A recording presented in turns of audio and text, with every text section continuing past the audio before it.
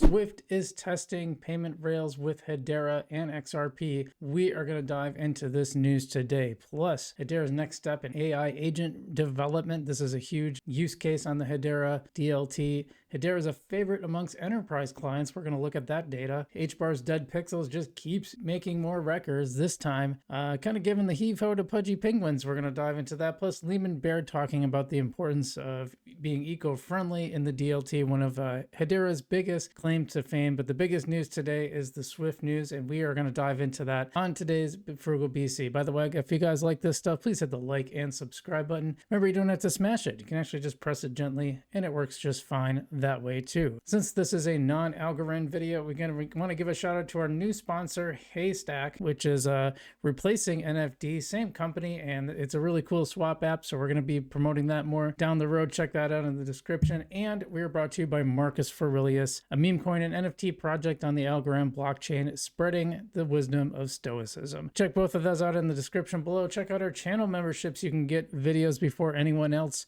as well as special videos that only channel members get. Check that out for details in the description below. But let's get to today's news. First is Hedera's next step in AI agent development. AI is going to play a huge role in Hedera. It's one of the best use cases for the DLT, and we're going to dive into this. Right from Hashgraph Online DAO. Devs, creators, builders, and degens sit side by side. Some speak, some just listen. All of them feel it. The paradigm is shifting. That's right. This Thursday, check out Hedera X AI. Plenty of stuff to talk about. The latest AI developments, a $1 million hackathon, and the future of the internet. And we've got this. This is coming up Thursday at 11 a.m. So definitely check that out. And you can learn all about Hedera and AI agents. This is Hedera is putting a ton of effort into artificial intelligence. They've got two different studios devoted to AI, and I think that's a big signal that they see this as a very strong use case for Hedera. So definitely check out that space. We're gonna try to tune in as well. 12 p.m. Eastern Standard Time, 11 a.m. if you are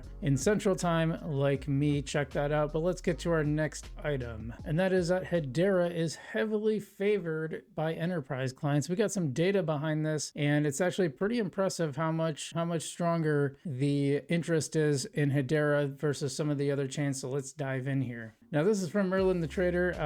I'm very skeptical of some of the stuff he posts, but in here he has the actual data posted, so I trust that a little more than if he didn't. But ranked number one with a 92% score is Hedera, ahead of Near, Link, XLM, AVAX, FET, Ondo, even Ondo, CAS, Pepe, ADA. My Algorand nowhere near this chart, which is actually a little surprising. I thought it'd be higher up. This is per coin market cap.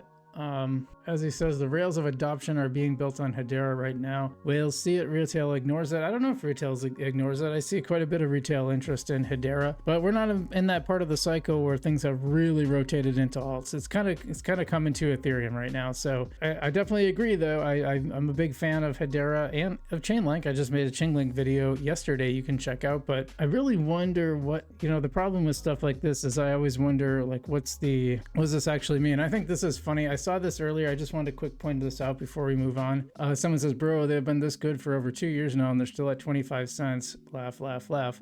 Decent pump from 4 to 6 cents, which is my average buy is like 5 cents on Hedera. So yeah, that's like a 5x for me. I'm not complaining about that. It's 25 cents. I think I will choose Link. See, a lot of people are showing that they don't understand tokenomics. A 25-cent coin is a lot different when a coin has 50 billion supply versus a lot less than that. And also time. Link has been in the market longer. Of course, it's going to be higher. It doesn't matter. The overall price, comparing prices between coins isn't really that useful. For instance, I made a 3x on my Bitcoin and I made a 5x on my Hedera. So overall, I made more money, but yes, the price is lower. The lack of critical thinking skills for some of these people is truly disturbing. But anyway, let's get to our next item. Yeah, we spoke earlier about Dead Pixels Club. I think it came, I don't know for sure, but I think it came out of the whole, Hedera and other ones are dinosaurs and ghost chains. Algorand got hit with that. Cardano got hit with that. There was a little more juice to some of these, a little more truth to some of these than there were others. I think Hedera and Algorand definitely did not qualify to get that designation. Anyway, Dead Pixels Clubs just keeps taking scalps. And now the latest is CryptoPunks and Pudgy Penguins. Dead Pixel Club way ahead of those. Let's take a look. Foundation, interesting that they're talking about it, but I understand. It says, babe, wake up. Dead Pixel Club just surpassed Pudgy Penguins and CryptoPunks in 24-hour volume. 24-hour volume. 1.7 million HBAR or 405,000 within a 24-hour period. That is more than CryptoPunks at 330 and Pudgy Penguins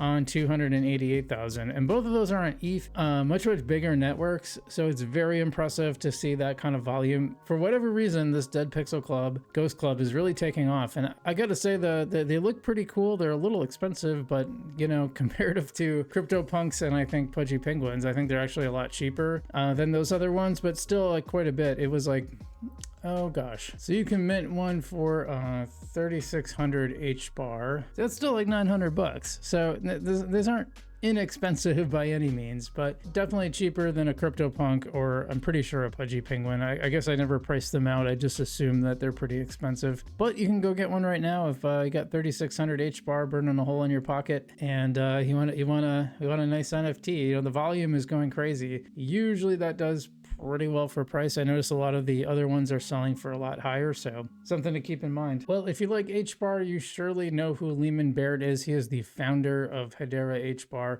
Really smart guy, and he had been working with John Allen Woods when he was at Algorand to start the DREC Alliance. So a lot of reasons to like Lehman Baird. Very smart guy. But here he talks about Hashgraph and its sustainability, its carbon negative footprint, which is true of both Hedera and Algorand. But Hedera's transactions are even lower in energy usage than Algorand, which surprised me when I first learned that. Let's see what he had to say to the BBC talking about crypto's environmental cost. Thank you so much for joining us, Lemon. It's by Lehman Baird, the inventor of the Hashgraph algorithm. He's also co-founder and chief scientist at Hedera. Thank you so much for joining us, Lemon. It's so good to have you on the program. Let me ask you, first of all, in the simplest way possible, for those watching at home who are thinking, what are we talking about?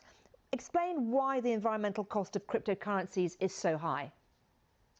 So it's great that Bitcoin gives people the ability to have a decentralized money that they can spend without banks or anyone else in between. But it uses a lot of electricity, more than all of Ireland every year. And so this is not as green as you would like.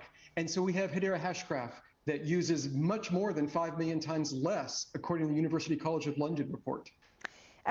So will the environmental cost eventually decrease when we're using more renewable energy for these purposes? No, because you're using renewable energies that could have been used for something else. The best kind of energy usage is the energy you don't use. And so by using a lot less, that is greener. How do we get the electricity grid to the point where it's able to cope with the demand, as obviously as we're seeing more and more, society becomes more cashless? Yes, a big part of that is to have people, say, put solar panels in their house and have the ability to sell it back. And so on top of Hedera, not only are we using very little, we have markets so that the panel on your house, you can sell the energy from it to other people, sell the carbon credits to other people, and bind them together and create markets. And there are markets being built on top of Hedera Hashgraph to trade energy and carbon credits. How do you think blockchain can be used to build decentralized power grids going forward? Yes, so this allows it to be decentralized. If you have all these different power generations, including just ordinary people with things on their roof, you have them all selling and buying with each other, not having to sell to a monopoly who then just buys it at whatever price it wants. And so blockchain, Hedera Hashgraph, can allow you to build markets that just decentralize it, get rid of the middleman, and allow it to be more efficient.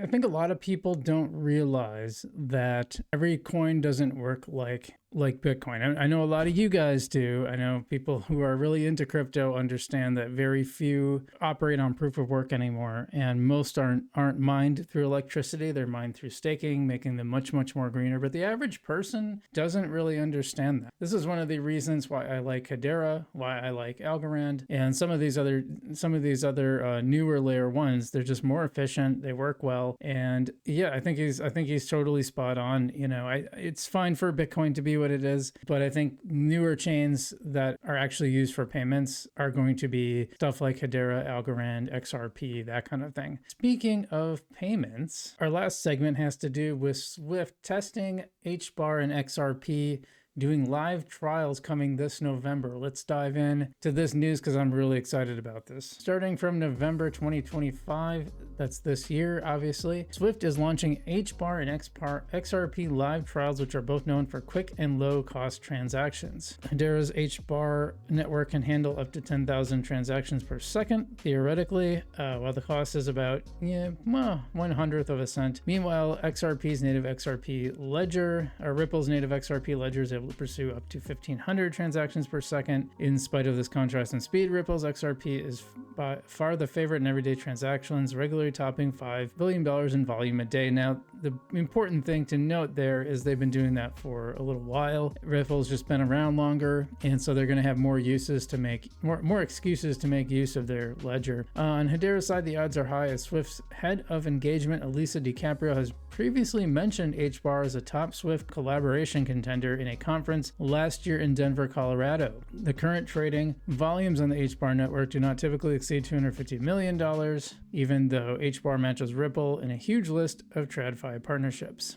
That being said, both XRP and HBAR could complete the $5 task by capping at least 14% of Swift's market, pointed out earlier by Ripple's CEO Brad Garlinghouse. There's room for both, in my opinion. This person says Chainlink is confirmed to be working with Swift, so one can imagine it's going to be multi-chain based on that alone. And I wonder why not Algorand too. It's clocked in at over 15,000 TPS on an actual block in real time, not theoretical. So I guess I'm surprised to not see Algorand included in that, but I'm very excited about HBAR and XRP being included since I own bags of both of those. And I've like I said, I've done well with both. I've got 5Xs on both of those. I don't know if I saw people complaining about the 25-cent price. I'm like, weren't you buying when it was like 4 to 6 cents? I mean, because I sure was.